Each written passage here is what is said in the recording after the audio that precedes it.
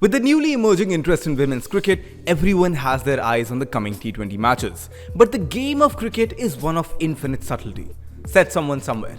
And such is the nature of women's cricket. There are many minute differences which make women's cricket all the more interesting to watch. And here is a non-exhaustive list of all those.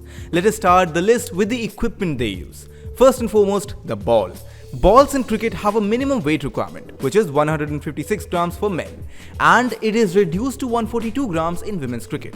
When it comes to bats, there is no specified difference in the bats. The specifications remain the same. However, as is with men's cricket, the minute details like the bat's weight, thickness can be customized for each player. Next up is the protective gear they use. Women have specialized protective equipment for the batswomen and wicketkeeper.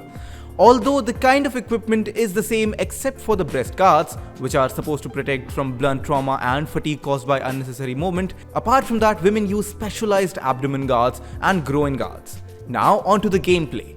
The gameplay for women cricketers is relatively faster. For example, a test match in women's cricket lasts for only 4 days as opposed to 5 days for men's cricket. But there is a caveat.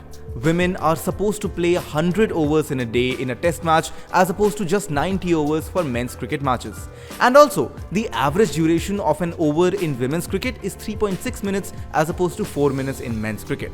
Also crucially, the boundary in a women's test match must be between 55 and 64 meters compared to the 59 and 82 meter range for men's cricket. Also, the circle is not placed at 30 yards but 25 yards instead. This makes the game more exciting with the possibility of higher scores. And here is the fun part. Although batting power play was removed from men's cricket in 2015, it remains in women's cricket.